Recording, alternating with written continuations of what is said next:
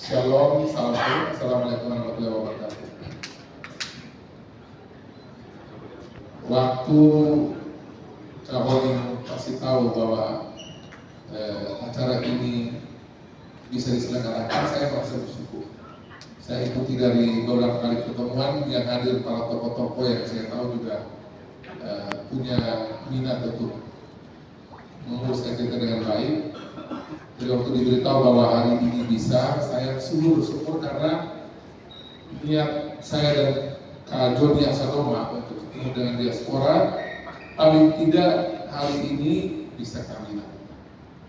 Dan saya juga minta ini acara dibuat Zoom. Jadi beberapa diaspora yang ada di berbagai daerah, bahkan yang ada di luar negeri pun kami minta untuk kalau boleh Zoom. Jadi acara ini mudah-mudahan juga diikuti oleh teman-teman diaspora yang ada di Bali, di Mataram, di Jogja, di Semarang, bahkan beberapa pastor, sister atau yang di luar negeri pun kami kirim untuk mengikuti acara ini. Kami merasa penting karena kita di NTT ini kan punya banyak persoalan, tapi juga punya banyak potensi yang kemudian tercecer. Tidak bisa kita ajak untuk urus NTT bareng-bareng.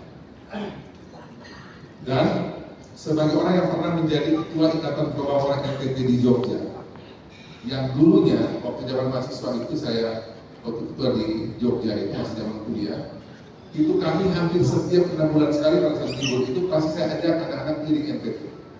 Saya bilang kalau mereka tidak bisa ikut saya putar sampai NTT, itu saya minta mereka paling tidak tunggu di kampungnya masing-masing. Ternyata waktu sejak itu saya ketua kelompok orang NTT Jogja itu tahun 2000 sampai 2002 kami putar-putar sampai NTT itu, saya merasa bahwa ada banyak hal yang harusnya dari luar NTT juga bisa kontribusi bagi daerah, atau sebaliknya juga daerah butuh orang dari luar NTT juga dari luar NTT untuk juga terlibat urus NTT. Nah semangat itu yang saya pikir belum kita jahit dengan sungguh untuk urus NTT bareng-bareng. 2013 waktu pertama kali saya maju pilkada dengan Pak Ibrahim Meda, saya waktu sudah bilang dengan Pak Meda urus APBN, saya mau urus dengan APBN. Karena menurut saya kekuatan diaspora NTT ini adalah sesuatu kekuatan juga yang penting juga diperhitungkan sebagai sumber daya yang tidak terhitung tapi itu bernilai, bermakna dan itu penting. Yang karena dia tidak bisa diakumulasikan angkanya, orang merasa bahwa sumber daya orang NTT ini itu tidak penting untuk diragukan.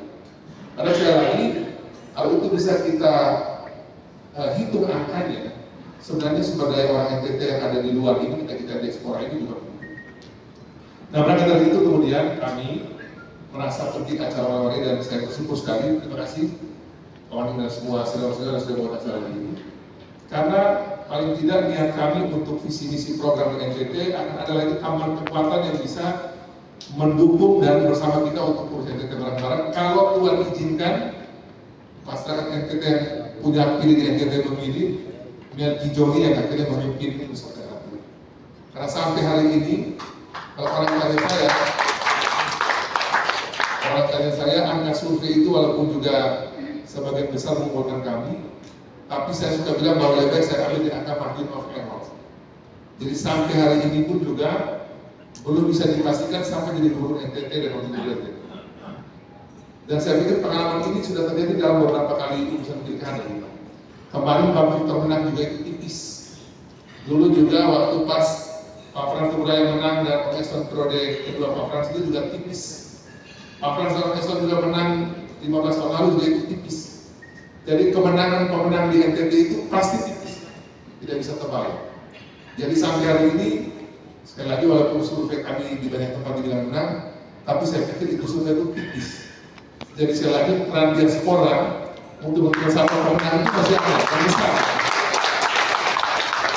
Saya bayangkan kalau diaspora semua dengan caranya masing-masing memilih siapa saja, bisa kami atau yang lain, itu dampaknya kamu pasti besar dari oleh Pak Saudara. Resonansi politik. Pak Eston mengatakan yang paling politik itu pasti ada resonansi politik. Nah itulah Saya sampai ingat dunia pernah dalam politik kita berkompetisi, dalam Tuhan kita bersaudara. Kita karena pendapatan per kapita dan itu pasti pendapatan asli. Kami mendorong agar di NTT itu kita bersama-sama, kalau boleh dari teman-teman para keluarga besar diaspora ini, kita pasti harus mulai serius untuk mendorong tentang program hilirisasi sumber daya alam di NTT. Yang menurut saya sampai hari ini belum sangat serius kita dorong. Dan kalau itu kita dorong ke depan itu pasti juga membutuhkan banyak kanan-kanan diaspora juga boleh terlibat di situ.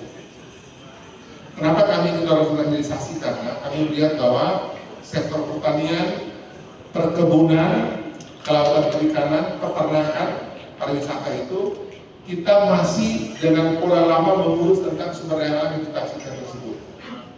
Dan akhirnya nilai tambah dari produktivitas masyarakat kita itu relatif tidak bisa kita simpan di NTT, lebih banyak itu terbang keluar. Kalau paling praktis keseharian ini saya suka pakai contoh. Ini paling praktis yang terjadi di NTT. Orang pergi ke pasar jual pisang satu tandan, pulang beli molen. Itu paling praktis kita lihat. Itu paling sederhana. Saya pernah sangat pergi itu di satu daerah di tempat kita di Amansi di Kota. Itu satu tandan pisang itu bisa dengan harga cuma 5.000 perak.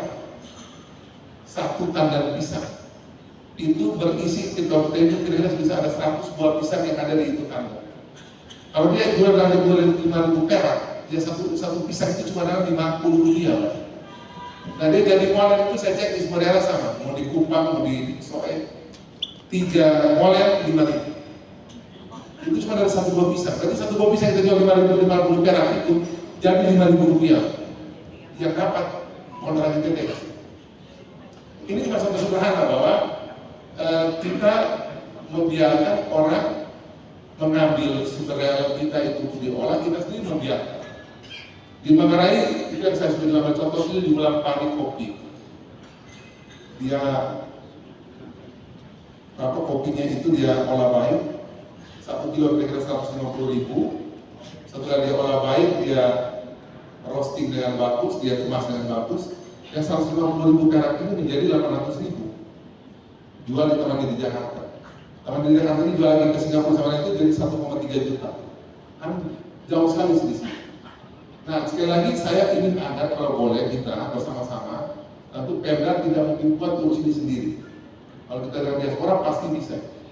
Kalau kita bisa dorong industri pengolahan NTT ini bertumbuh di sektor-sektor tadi itu, rasanya nilai tambah bisa kita tanam banyak di NTT. Dan menurut saya untuk soal ini, mau skema UMKM, skema industri pun juga itu bisa kita lakukan. Dan itu uang berputar di NTT rasanya akan lebih banyak. Nah itu yang terus kami akan dorong ke depan sehingga program kami adalah hilirisasi non tambang. Tambang itu untuk urusan provinsi, itu urusan pemerintah pusat.